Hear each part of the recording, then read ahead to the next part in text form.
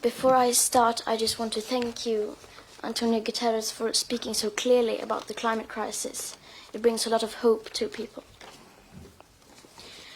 For 25 years, countless of people have stood in front of the United Nations climate conferences, asking our nation's leaders to stop the emissions. But clearly, this has not worked, since the emissions just continue to rise. So I will not ask them anything. Instead, I will ask the people around the world to realize that our political leaders have failed us.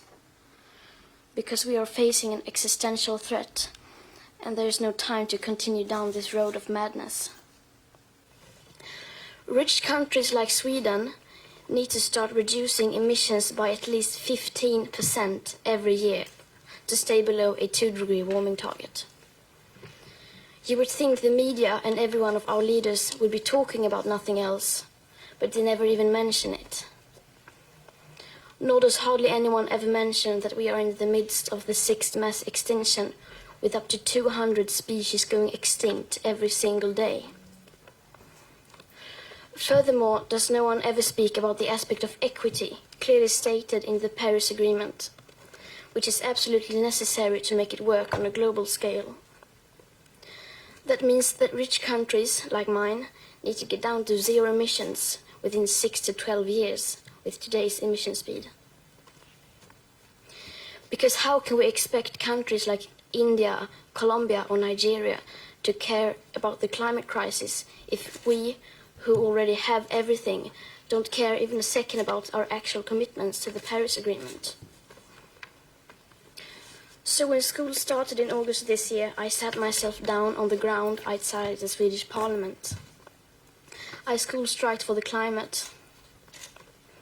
Some people say that I should be in school instead. Some people say that I should study to become a climate scientist so that I can solve the climate crisis. But the climate crisis has already been solved. We already have all the facts and solutions. And why should I be studying for a future that soon may be no more, when no one is doing anything to save that future? And what is the point of learning facts when the most important facts clearly means nothing to our society?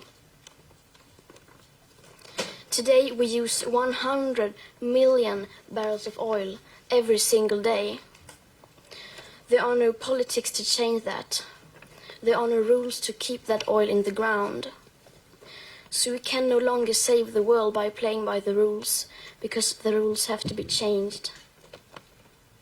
So we have not come here to beg the world leaders to care for our future.